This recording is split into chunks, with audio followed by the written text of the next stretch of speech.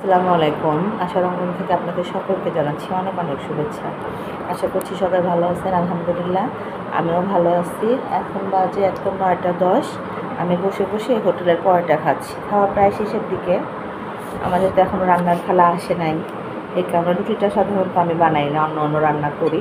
তো যাই হোক, হোটেল থেকে পরোটা নিয়ে আসছে মাহিন এই মাত্র খেয়ে নিয়েছে। আর মিশনের আব্বু আর মিশন এখনও ঘুম থেকে ওঠে নাই। তো যাই হোক, আম্মা চলে গেছে, আমাকে ঘুমে রেখেই গেছে। এখন কেউ কেউ বলবেন যে আল্লাহ ঘুমে রেখে মানে আমি জায়গা থাকলে তো যেতে দিতাম না, দেখা যেত দুপুরে বা বিকালে বলতাম। এবং মাহিনকে বলে যে এখন রোদ কম আসছে, আমার আম্মার বাসা তো আমার বাসা থেকে একদম কাছে। যাই হোক, বলছে যে এখন রোদ কম আছে, এখন চলে যায়, আম্মু উঠলে বলো, আমি ফোন দিব না।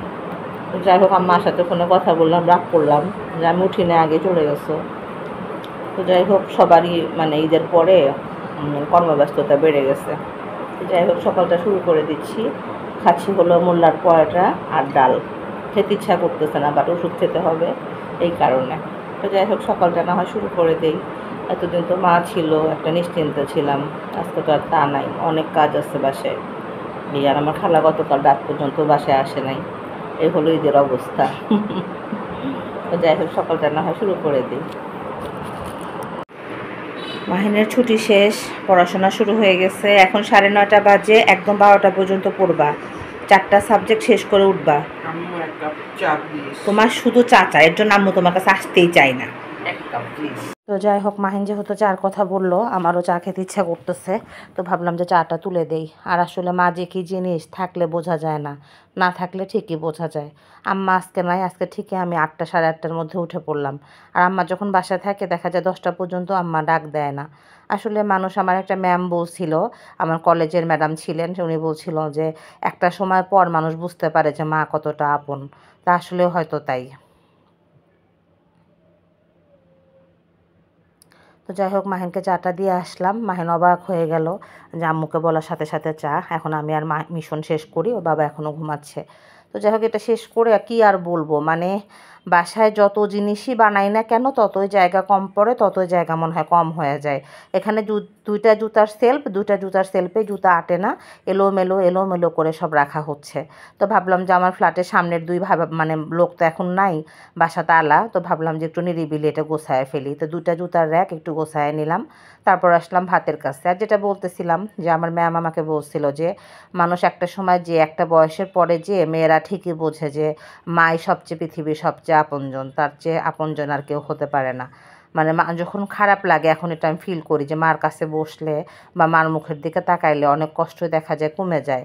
বা আম্মার কিছু কিছু কথা, যেমন আম্মা মাঝে মধ্যে বলতো যে এটা হ্যাঁ করার মতো সময় এখনও হয় নাই, বা এটা কখনো হবার না, সব কিছু বলতে হয় না, সব কিছু বোঝানো যায় না।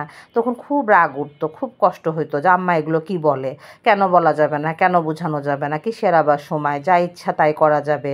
মানে আম্মার এই কঠিন কঠিন ভাষাগুলো না তখন বুঝতাম না, কিন্তু এখন সময়ের সাথে সাথে বুঝি যে না, আসলে সব কথাই সব সময় বলা যায় না, বলতে পারলেও বলতে হয় না। এই তো যাই হোক, মানে আরও মনে হয় বয়স হবে, আরও মনে হয় বুঝতে পারবো যে জীবন কত কঠিন, আর জীবনে মানে চলার পথে যে মানুষগুলো তারা কত পিকুলিয়ার। এইটা মার সাথে যখন আলোচনা করি, তখন মার মুখ থেকে যখন শুনি, তখন আরও মিলাতে পারি, আরও রিলেট করতে পারি যে আসলেও মানে জীবনটা মনে হয় এরকমই। তো যাই হোক, আমি ডালের সাথে একটু আলু সেদ্ধ দিয়ে দিলাম, অনেকদিন আলু ভর্তা খাওয়া হচ্ছে না। এখানে আমি ভাতও উঠাই দিলাম, আজকে একটু আর্লি আর্লি কাজ শেষ করব, সেই সাথে রান্নাঘরটাও ক্লিন করব। আর যেটা বলতেছিলাম, আমাদের যারা কাছের মানুষ, আত্মীয় স্বজন যারা, যাদের সম্বন্ধে আমার দেখা যায় যে একরকম ধারণা এতদিন ছিল, কিন্তু যখন মার সাথে এগুলো নিয়ে আলোচনা করি, যখন মা বুঝায়া বলে, তখন মনে করি যে না, এখন এতদিন আমি ভুল ডিসিশনে ছিলাম বা আমি ভুল বুঝতাম। মা যেটা বলতেছে সেটাই হয়তো ঠিক, কারণ তার অভিজ্ঞতাটা অনেক বেশি। তাই যারা, আমি বলবো মা যাদের এখনও বেঁচে আছে তারা যেন মার কদর করে। আর যাদের নাই তারা তো কি বলবো, ইতিম হয়ে গেল। মার মতো যারা আছে, মার মতো খালা হয় বা মার বান্ধবী হয়, মানে মার আপনজন যারা আছে তাদের সাথে ভালো সম্পর্ক রাখার চেষ্টা করা আমার মনে হয় উচিত। আমি অনেক কিছু এখন রিলেট করতে পারি যে দুনিয়াতে যত কিছুই হোক না কেন, যেমন বাসায় বাসায় আপনার যত গেস্টে আসুক না কেন, একমাত্র মা আসলে আপনার নির্ভরশীলতার দিক থেকে মানে একদম নিশ্চিন্তে থাকতে পারবেন যে আপনার কোনো চিন্তা নাই সব দিকে, না আপনার বাচ্চাদের দিয়ে, না আপনার সংসারের দিক থেকে। কোনো পৃথিবীর কোনো মানুষকে আপনি বাসায় বা বাচ্চাদের রেখে বা আপনার সংসারে রেখে কোথাও সহজে নিশ্চিন্তে থাকতে পারবেন না যতটা নিশ্চিন্তে পারবেন আপনার মার সাথে। এই তো যাই হোক, আজকে আম্মা যাওয়ার পরে আমি জিনিসটা হাড়ে হাড়ে ফিল করলাম যে আসলে মা কতটা মানে জায়গা জুড়ে থাকে মানুষের জীবনে। আর আমার বাসায় তো আমার চেয়ে আমার বড় ছেলের কাছে মানে নানি বলতে সে অজ্ঞান। মানে আম্মা চলে গেছে এটা শুনেই সে মানে মন খারাপ তো দূরের কথা, মানে জাস্ট রেগে যাচ্ছে নানি কেন বলে গেল না। আমি বুঝতে পারছি যে আম্মা ও যেতে দিতে চায় না, মন খারাপ করে দেখে আরও ভোরে ওকে ঘুমে রেখেই চলে গেছে। আমি আবার প্রতিদিনই বলি যে আমার মার বাসা আমার বাসা থেকে খুব কাছে, খুব কাছে, খুব একটা দূরে না। তো সবাই আমার আম্মার জন্য একটু দোয়া করবেন, আম্মা যেন হাজার বছর বেঁচে থাকে। কয় বছর বেঁচে থাকুক এটা আমি টাইমিংয়ে আনতে চাই না, মুখ দিয়ে বলতেও পারি না কখনো। তো যাই হোক, রান্নাঘরে একটু হালকা রান্না করলাম, এর মধ্যে আম্মা ফোন দিছে যে আমি খাবার পাঠিয়ে দিচ্ছি, তুমি কিচ্ছু করো না। দেখেন আমি বলতে বলতেই মানে খবর চলে আসছে, মা বাসায় গেছে, বলতেছে আমি বাসায় যে রান্না বান্না করছি সব তোমার দুপুরের জন্য আমি খাবার পাঠিয়ে দিব। কালকে একটু পেঁয়াজ কাটার সময় চোখ দিয়ে পানি পড়ছে, সাথে সাথে মা বলতেছে তুমি ওঠো আমি কেটে দিচ্ছি সব। তা আসলেই মানে আমার মা আমার কোনো প্রবলেম এসে চুপ করে থাকবে এটা কখনোই হয় নাই, মানে আজ না। মানে বা আমার বাবা মা তাদের সব কিছু দিয়ে আমার সুখের জন্য সবসময় চেষ্টা করছে যে আমি যাতে ভালো থাকি, সেটা এখন হোক, সেটা আমার সংসার জীবনে হোক, সেটা আমার বিয়ের আগে হোক, ছাত্রছাত্রী জীবনে হোক। আমার বাবা মা আমাকে এমন কোনো কিছু নাই যে তারা কখনো দেয় নাই বা করে নাই। এদিক থেকে আমি আল্লাহর কাছে হাজার হাজার শুকরিয়া। হ্যাঁ, তবে এই কথাটা বলতে চাই তাদের সাধ্য অনুযায়ী, তাদের সাধ্যের মধ্যে। এবং অনেক সময় এমনও হয়েছে যে তাদের কষ্ট হয়েছে কিন্তু তারপরেও তারা আমার জন্য কিছু করতে পিছপা হয় নাই। তো যাই হোক, বলতে বলতে যে আম্মার বাসার খাবার চলে আসছে। আমি তো অবাক হয়ে গেছি যে আম্মা তুমি এত টায়ার্ড হয়ে গেছো, কারণ আম্মা বেশ কিছুদিন আমার বাসায় ছিল। আম্মার বাসায় আবার পাখি আছে, লাভবার্ড পাখি, টিয়া পাখি, এগুলোকে সব দেখভাল করতে হয়, এগুলো সব নোংরা করে রাখে। তা আম্মার তো যে কষ্ট হচ্ছে, যদিও তার বুয়া আসছে আলহামদুলিল্লাহ এর জন্য। তো এখানে যে আম্মা তো লাচ্চা রান্না করে পাঠাবে এই মাহিনের জন্য, মাহিন তার লাচ্চা খুব পছন্দ করে। এখানে 1 বক্স পেঁয়াজ, আমি না বললাম যে আমার চোখ দিয়ে পানি পড়ে, এটা দিয়ে ভেবে মা পাঠিয়ে দিছে। আর এখানে আছে ডাল, সবজির ডাল মেবি, বোঝা যাচ্ছে না। আর এটাতে আছে হলো মাছ, তরকারি দিয়ে মাছ রান্না করা। আমার সাহেব আবার আম্মার হাতের মাছের তরকারিটা খুব পছন্দ করে, খুব পছন্দ করে এর জন্য। তো যাই হোক, কী বলবো, দেখেন মানে বলতে বলতেই মানে হয়ে গেল। আমার মা এরকমই সবসময়, মানে আমার সংসারের জন্য সে একদম নিবেদিত প্রাণ। এই মা ছাড়া মনে হয় যে আমার সংসারটা আমি অচলই বলবো। এই ঘড়িতে কাটায় কাটায় 2:30 বাজে, একদম সব কাজ শেষ। আর বাহিরে কি পরিমাণ ধুধু করতেছে রোদ, বা এই জায়গাটা প্রচণ্ড পরিমাণে বাতাস। তো যাই হোক, আমার মোটামুটি সব কাজ শেষ হয়ে গেছে, কিন্তু দুঃখের বিষয় কেউই এখন ভাত খেতে যাচ্ছে না।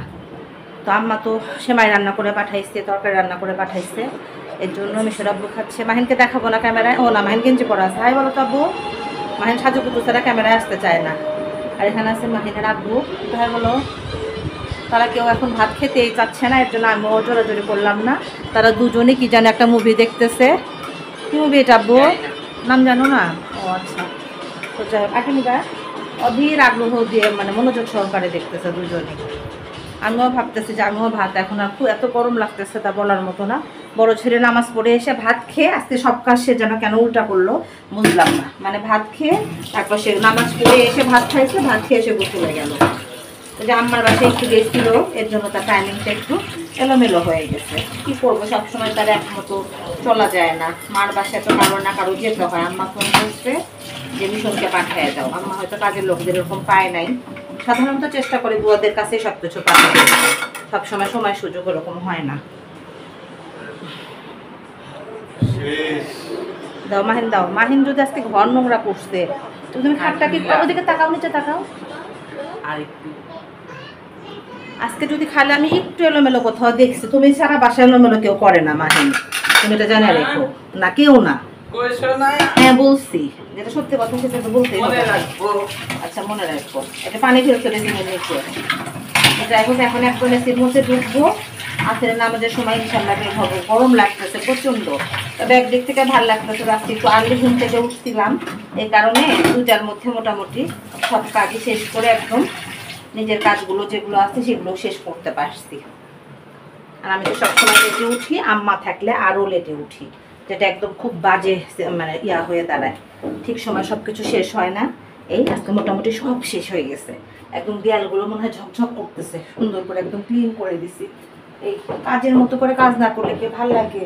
আর আমার কথা যে কাজের মেয়ে মানুষ আসলেও আমার যে কাজ থাকবে, না আসলেও আমার সে কাজ থাকবে। কাজ যদি মানে চোখে পড়ে সেটা না করে আমি থাকতেই পারবো না। ডালটা রান্না করলাম কিন্তু ভাতটা এখন কেউ খেলো না, দুঃখের বিষয়। থাক, অসুবিধা নেই।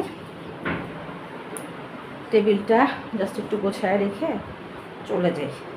আজকে মিশনের একটা সায়েন্সের টিচার নতুন আসবে, সেটারও একটা প্যারা আছে। কি মিশন মাহিন, তোমার কি চার্জ ঠিক মতো হয়েছে? হয় নাই? চার্জার এটা চেঞ্জ করতে হবে। কে বলছে?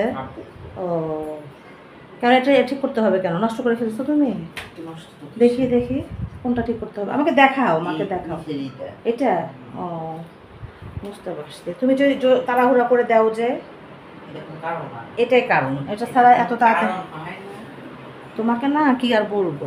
তো যাই হোক, মাহিনের ফোনের চার্জারের ইয়াটা নষ্ট হয়ে গেছে, সেটা আবার সে আমাকে বলতেছে যে আম্মু তুমি যে কারো মা, প্রচণ্ড বাতাস আসতেছে। বাতাস দেখে না ভয় লাগে, মনে হয় কি ধুলা আসবে সব, এরকম মনে হয়। আই মিশন, মিশন আব্বু তাড়াতাড়ি বের হও, ঠান্ডা লাগবে মা,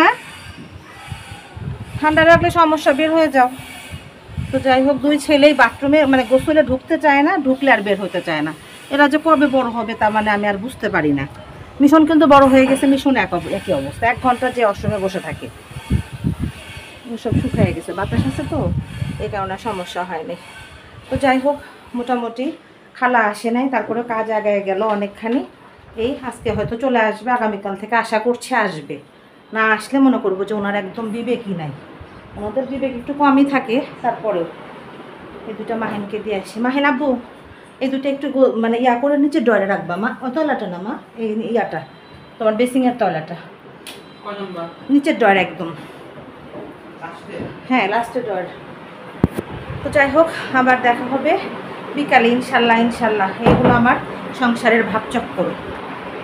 যাই হোক, 1 ঘন্টা একটু ঘুম পাড়ার পরে উঠে ভাত খাইছি, মানে 4টার পরে মনে হয়।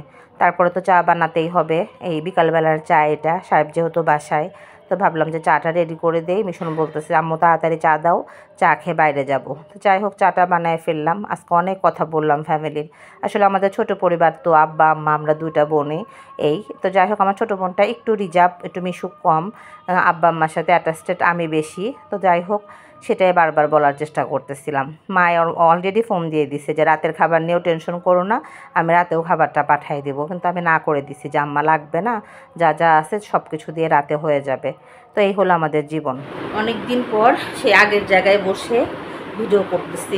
মা চা বানাতে গেছি, এত গরম এত গরম, তা বলার মতো না। মনে হয় যে চা সবাইকে দিয়ে দৌড়ে চলে আসছে এসির মধ্যে। ও মাই গড, মানে আমার ডাইনিংটাতে না প্রচণ্ড পরিমাণে এই বিকালবেলা মানে গরম হয়, আসের দিক থেকে প্রচণ্ড গরম হয়। তো যাই হোক, এখন বাজে কী ব্যাপার, আমার ঘড়িটা কি এটা ব্যাটারি শেষ হয়ে গেল? তাই তো মনে হয়। 5:45 বাজতেছে কেন এটা? এখন তো 5:45 বাজে না, অনেক বেশি বাজে। তো যাই হোক, চা খাওয়া শেষ হয়ে গেছে। আম্মা দুপুরে সব খাবার পাঠিয়ে দিছিল, রাতের খাবারও সব পাঠিয়ে দিবে বলছে। এই জন্য আমি একদম মানে সিলসিলা মুডে আছি যে যাক দেখা যাক। তবে খালা আসে নাই এখনও, খালা আসলে বোঝা যাবে যে কি হয়, মানে আজকে আসছে কি না সেটা রাতে খোঁজ নিতে হবে। কারণ উনি আসার পরে একদিন আবার মোটামুটি ঠিক থাকবে, মানে জার্নি করতে পারে না এর জন্য। আর আজকে বড় ছেলের সায়েন্সের মানে সাবজেক্টগুলোর জন্য টিচার ঠিক করে দিলাম বাসায়। আমার ছেলেরা না আসলে কোচিংয়ে পড়তে চায় না, এটা একটা ঝামেলা। তো এর জন্য ভাবলাম যে না, তাহলে না হয় বাসায়ই থাক। একটা তো আসছে, আজকে থেকে আবার আর একটা রেগুলার হচ্ছে। তো একটু বাড়তি ঝামেলা বলবো না, বাড়তি কি বলবো, যাই হোক ব্যস্ততা আর একটু মনে হয় বাড়লো। এই টিচাররা বাসায় আসলে ঠিকমতো আসলো কি না আসলো, তাদের চা নাস্তা দেওয়া বা একটু দেখভাল করা, এটা তো করতেই হয় তাই না? যেহেতু আমার 2টা বাচ্চা, 3টা 4টা টিচার আসা যাওয়া করে, এই হলো অবস্থা। তো যাই হোক, ভিডিওটা আজকে আর বড় না করি। প্রচণ্ড পরিমাণে গরম, প্রচণ্ড পরিমাণে, মানে চিন্তা করা যায় না যে বিকালবেলা আসরের পর থেকে কী পরিমাণ গরম। এই তারপর আজকে আমার একটু মনটাও কেমন যেন মানে খারাপ বলবো না, মন খারাপ ছিল গতকাল, একটু রাগ রাগ।